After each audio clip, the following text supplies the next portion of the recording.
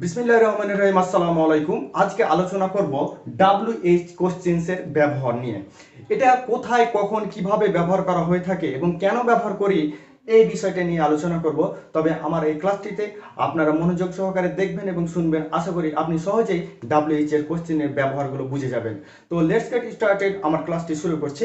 তো আমরা প্রথমেই দেখব যে WH কোশ্চেন কাকে বলা হয়। WH কোশ্চেন তাকে বলা হয় যে ওয়ার্ড দ্বারা, মানে WH ওয়ার্ড দ্বারা যে কোশ্চেন করা হয়ে থাকে তাকে WH কোশ্চেন বলা হয়ে থাকে। তো WH কোশ্চেন, আমরা কোশ্চেনকে প্রধানত দুইটি ভাগে ভাগ করেছি। কয়টি ভাগে? দুইটি ভাগে ভাগ করা হয়েছে। তো WH কোশ্চেনকে দুইটি ভাগে ভাগ করা হয়েছে। কয়টি ভাগে? দুইটি। একটা হচ্ছে অক্সিলারি কোশ্চেন, একটা হচ্ছে অক্সিলারি কোশ্চেন এবং একটা হচ্ছে WH কোশ্চেন। তো WH কোশ্চেন, আমরা অক্সিলারি কোশ্চেন কাকে বলবো? যে সকল ওয়ার্ড দ্বারা অক্সিলারি, মানে যে সকল ওয়ার্ড মানে অক্সিলারি ভার্ব দ্বারা প্রশ্ন করা হয়ে থাকে তাকে অক্সিলারি কোশ্চেন বলি। মানে যে ওয়ার্ডগুলো, মানে যেমন হচ্ছে ডু হইতে পারে, ডাজ হইতে পারে, আবার ডিড হইতে পারে, এম হইতে পারে, এই ওয়ার্ডগুলো বা এই অক্সিলারি গুলো দ্বারা প্রশ্ন করলে তাকে কি বলবো? আমরা অক্সিলারি কোশ্চেন বলবো। আবার WH কোশ্চেন কাকে বলবো? আমরা হোয়াট, হুইচ, হোয়েন এ দ্বারা প্রশ্ন করব, যখন এই ওয়ার্ডগুলো দ্বারা প্রশ্ন করব তখন WH কোশ্চেন্স বলা হয়ে থাকে। তো যেমন হচ্ছে do you know about this, মানে ডু ইউ নো এই প্রশ্ন করলে ওরা অক্সিলারি কোশ্চেন।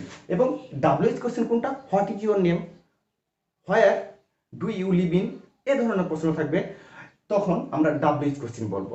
তো আমরা এই জিনিসটি ক্লিয়ার হয়ে গেলাম। তো আজকে আমাদের আলোচনার বিষয় হচ্ছে এবং এইচ, এই বিষয়টা নিয়ে আলোচনা করব। আশা করি খুব সহজেই বোঝার চেষ্টা করব আপনাদেরকে।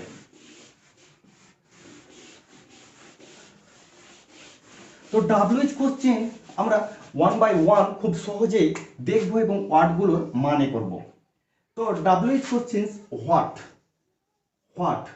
হোয়াট, হোয়েন, এগুলো আছে কয়টা? 9টা আছে। তো 9টাকে আমরা খুব সহজভাবে দেখব। Where, what, when, where, which, what, when, where, which, তারপর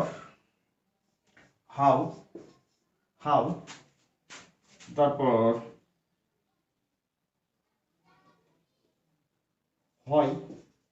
হয়, which, who,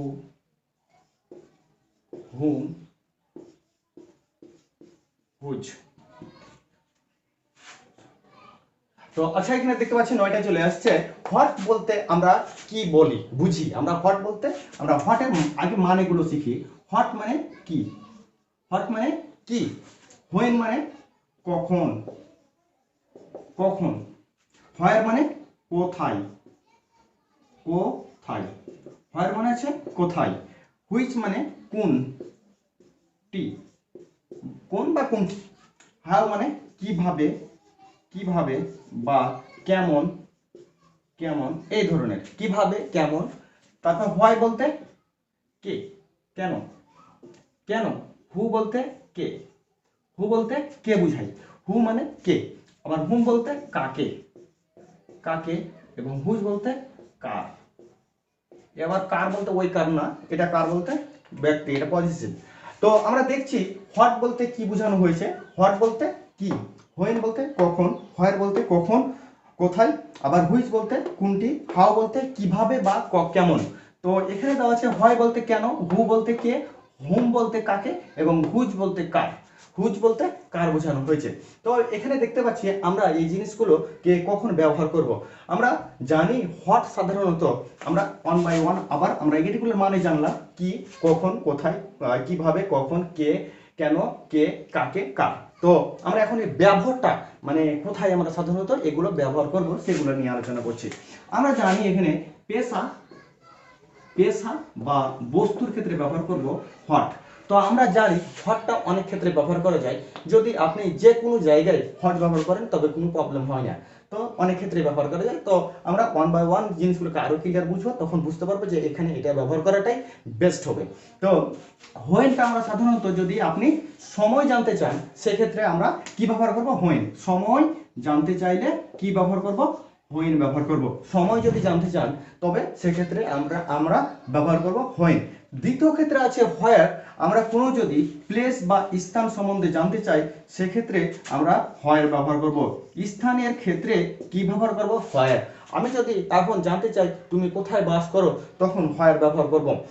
where do you live in, তুমি কোথায় বাস করো, তখন আমরা হোয়ার ব্যবহার করব। তারপর হুইচ কখন ব্যবহার করব?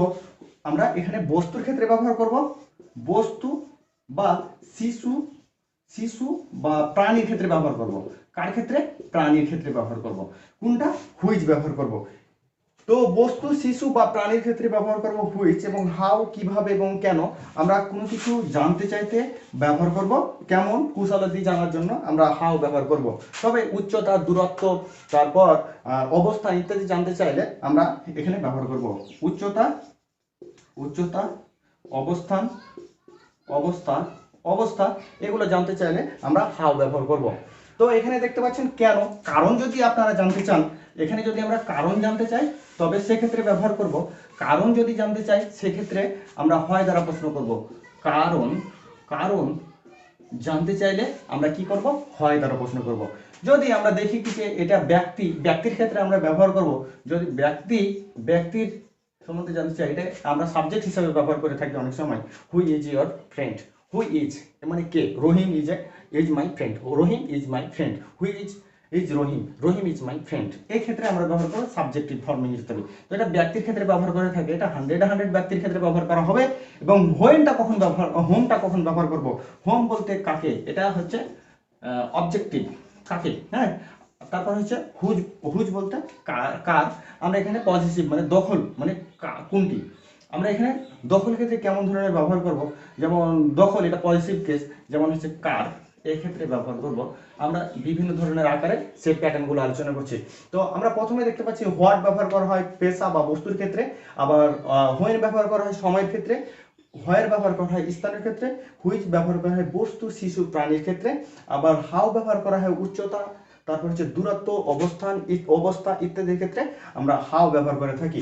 হোয়াই ব্যবহার করি কারণের ক্ষেত্রে, হু বলতে ব্যক্তিকে বোঝানো হয়ে থাকে, হোম বলতে কাকে আমরা এখানে, এটা হচ্ছে অবজেক্টিভ, এটা আমরা একটু পরে ভেঙে দেখাচ্ছি, এবং হুজ বলতে কার।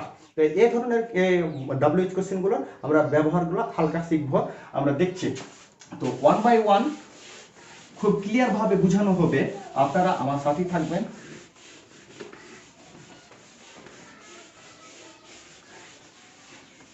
তো এখানে দেওয়া আছে, প্রথমে আমরা দেখি সাবজেক্টিভ বা নমিনেটিভ কেস যেটা বলেছি, নমিনেটিভ, তারপর হচ্ছে অবজেক্টিভ, এবং তারপর হচ্ছে পজিটিভ। তো হুটা হচ্ছে কি? হুটা হচ্ছে নমিনেটিভ বা সাবজেক্টিভ কেস, হ্যাঁ। তারপর এখানে হচ্ছে হুম, এবং এটা হচ্ছে হুজ। হু বলতে কে বোঝানো হয়, যেমন আমি, সেই, এটা সাবজেক্ট আকারে বসে, সাবজেক্টিভ কেস। যেমন এখানে হচ্ছে আপনার কে, এটা অবজেক্টিভ আকারে, অবজেক্টিভ কেস, এবং এটা হচ্ছে পজিটিভ। এই তো পজিটিভ মানে আমরা এখন যদি বাংলায় দেখতে যাই তবে সেটা হচ্ছে কাকে এবং কার। দেখেন এখানে যদি আই বলি, আই, মি এবং মাই। এখানে তো আছে আমি, মানেটা আমি, এবং আমাকে এবং আমার। এখানে দেখতে পাচ্ছেন র, এবং এখানে দেখতে পাচ্ছেন র। এখানে কে থাকবে, এখানেও কেতে, মানে অবজেক্টের পরে যে ভার্বটা থাকবে সেটা হচ্ছে অবজেক্টের পরে যে অবজেক্টটা, মানে সাবজেক্ট ভার্বের পরে যে অবজেক্টটা থাকবে তার সাথে কি হয়, যোগ হয় কে। তো দেখতে পাচ্ছেন আই গিভ হিম, মানে তাকে দেখতে পাচ্ছেন কে থাকবে। ভার্বের পরে যে অবজেক্টটা থাকবে তার সাথে কি থাকবে, কে যুক্ত থাকবে, তার সাথে কি থাকবে, কে যুক্ত থাকবে। তো এখানে দেখতে পাচ্ছেন কে আছে। তো এটাও তো একটা অবজেক্ট, এটা অবজেক্ট না, তার সাথে কে যুক্ত আছে। মিটা একটা অবজেক্ট, তার সাথে কে যুক্ত আছে। তো এটা হচ্ছে সবসময় অবজেক্টিভ ফর্মে বসে। তাহলে বুঝতে পারছেন এটা অবজেক্টিভ। আর এটা পজিটিভ, যেমন দেখতে পাচ্ছেন এখানে কার, র থাকবে, এটা পজিটিভ আকারেই থাকে সবসময়, তার কারণে এটা পজিটিভ কেস। তো যা হোক, এটা আমরা আলোচনার বিষয় অন্য, সেটা বিষয় নিয়ে আলোচনা করে হালকা আপনাদের দেখাই দিলাম।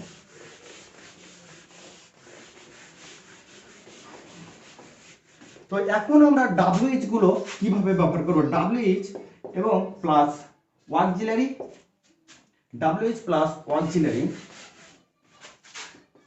WH plus auxiliary plus subject plus verb plus object, এই তো ইন্টারোগেটিভ। তো এই প্যাটার্ন দ্বারা সেন্টেন্সগুলো শুরু করব।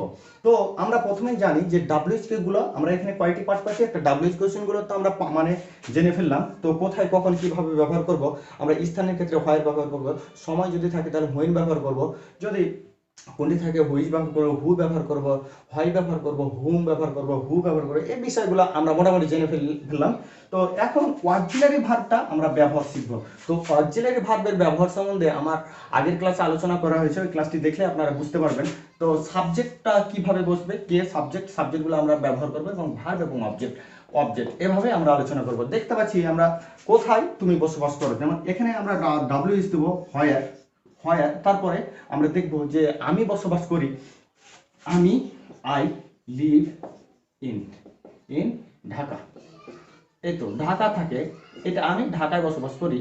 তো এই ঢাকার শব্দটা কি করতে হবে, বাদ দিয়ে দিতে হবে, এখান থেকে ঢাকা শব্দটাকে আউট করে দিতে হবে। তাহলে এটাকে আমরা ইন্টারোগেটিভ করব কিভাবে, তো ইন্টারোগেটিভ এখানে যেহেতু কিছুই নাই সেহেতু আমরা কি পাবো বলেছিলাম, ডু পাবো, বা ডু বা ডাজ বা ডিড, এই তিনটা পাবো। তো এখানে হচ্ছে প্রেজেন্ট ইনডিফিনিট টেন্স, ভার্বের V1 আছে, তার কারণে এখানে পাইলাম ডু বসলো। তারপরে সাবজেক্ট আই, তাহলে ইউ হবে, এখানে ইউ দিবেন। তাহলে where do you live in, আপনি কোথায় বসবাস করেন, তাহলে আপনি দেখতে পাচ্ছেন হোয়ার চলে আসলো, কোথায় বসবাস করে, আই লিভ ইন ঢাকা, তাহলে উত্তর আসলো আই লিভ ইন ঢাকা। তো এভাবে ব্যবহার করব। তো হোয়ার, হুইচ, হোয়েন, এভাবে 1 বাই 1 ক্লিয়ার ব্যবহার করছি। তো সময়ের ক্ষেত্রে যখন ব্যবহার করব, when did you come, when did you come, তো এই সময়টা কখন তুমি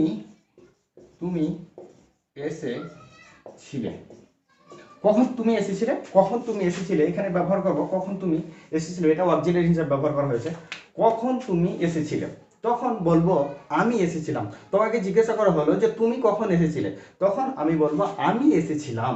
তো এভাবে ব্যবহার করব যখন আমি, তাহলে ইউ এর পরিবর্তে কি পাবো, আই পাইলাম। তারপরে এখানে পাস্ট টেন্সে আছে V2, তাহলে যে ভার্বটা থাকবে সেটাকে V2 করবো আমরা।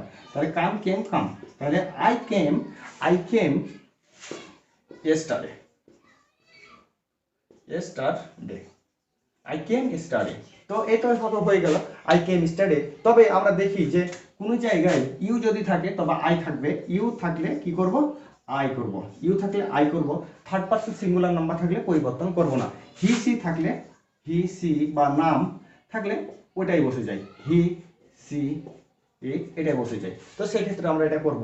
তো আমরা এটাকে স্ট্রাকচার আবার দেখছি যে স্ট্রাকচারটা কি ধরনের আসছে। WH ব্যবহার করব, W এবং H, তারপর অক্সিলারি এবং সাবজেক্ট প্লাস ভার্ব, এ পর্যন্ত আমরা শিখি আজকে। তো প্রথমে আমরা দেখছি WH টা ব্যবহার করব, আমরা যে কোনো WH ব্যবহার করব, হোয়ার, কোথায় যাইতেছো, আর হোয়ার আর ইউ গোয়িং, মানে প্রশ্ন জানতে চাচ্ছি, একজন কোথাও যেতে চাচ্ছে, তখন আমি বলছি যে হোয়ার আর ইউ গোয়িং, তুমি কোথায় যাচ্ছ, হোয়ার আর ইউ গোয়িং মানে তুমি কোথায় যাচ্ছ। তখন বলছে আই, এখানে আই ইউ এর পরিবর্তে কি হবে, আমরা বললাম যে ইউ থাকলে কি পাবো, ইউ থাকলে আই পাবো। তাহলে আই চলে আসলো, আমি I am going to market, কোথায় তুমি যাচ্ছ, I am going to market, আমি মার্কেটে যাচ্ছি। তাহলে উত্তরটা আসবে subject plus verb plus object. কি আসছে উত্তরটা, subject plus verb plus object. তাহলে এখানে সাবজেক্ট, এটা হচ্ছে ভার্ব, এটা হচ্ছে অবজেক্ট। তো এভাবে আমরা প্রশ্নগুলোর উত্তর আনসার করব এবং WH কোশ্চেনগুলো ব্যবহার করব। আশা করি 1 বাই 1 আপনারা খুব সহজেই বুঝে গেছেন। তো এখানে ইউ থাকলে আই করব এবং হি সি যদি থাকে তবে ওটাই রেখে দেবো। তবে বিশেষ করে এটা থাকে এইচএসসি এসএসসি এবং ডিগ্রির স্টুডেন্টদের বা অনার্স সেকেন্ড ইয়ারের ছাত্রছাত্রীদের জন্য খুবই গুরুত্বপূর্ণ। তো কোথায় কখন কিভাবে ব্যবহার করব, তো আরেকটু আমরা ফর এক্সাম্পলের মাধ্যমে কিছুটা জানি, তো ক্লিয়ার হয়ে যাব। তারপর আমি তো খেয়াল করেন যে এখানে দেওয়া আছে প্রশ্ন থাকে I live in Rajshahi. Rajshahi, তো এই প্রশ্নটা নিচে দাগ থাকে ইউ, এটাকে প্রশ্নকে কি করতে হবে, তাহলে এটা স্থান, এটা কি তাহলে স্থান, তাহলে স্থান যদি থাকে তবে আমরা কি দ্বারা শুরু করব, ডাব্লিউসটাকে কি দ্বারা শুরু করব, হোয়ার দ্বারা শুরু করব। হোয়ার, হোয়ার ব্যবহার করলাম, তারপর কি আসলো, তারপরে এই সেন্টেন্সটাতে অক্সিলিয়ারি ভার্ব খুঁজবো, মানে এটা সূত্র। তো প্রথমে আমি বললাম WH plus auxiliary plus subject plus verb, এই তো এইটা ঠিক করা লাগবে আমাদেরকে, এই প্যাটার্নটা ঠিক করতে হবে। তাহলে ডাব্লু এবং এখানে আমরা নিব অক্সিলিয়ারি ডু এবং সাবজেক্ট ইউ, আই থাকলে ইউ করব, ইউ থাকলে আই করব, আই থাকলে ইউ করব, মানে আই ইকুয়াল টু ইউ এবং ইউ ইকুয়াল টু আই। তাহলে এখানে দেওয়া আছে ইউ এবং লিভ ইন, ইন্টারোগেটিভ চিহ্ন দিতে হবে, তাহলে প্রশ্নটা হয়ে গেল। তো এখন এটা আমরা এভাবে করলাম। এখন দ্বিতীয় ক্ষেত্রে যদি থাকে যে এটার নিচে দাগ নাই, তাহলে একটু প্রশ্নটাকে চেঞ্জ করে দিলাম যে আয়ের নিচে দাগ, কিসের নিচে দাগ, আয়ের নিচে দাগ আছে, তখন সেক্ষেত্রে আমরা কি করব, সেক্ষেত্রে আমরা ব্যবহার করব হু। কারণটা হচ্ছে এখানে যদি ব্যক্তি থাকে তবে অলওয়েজ আমরা হু ব্যবহার করব। হু লিভ ইন রাজশাহী।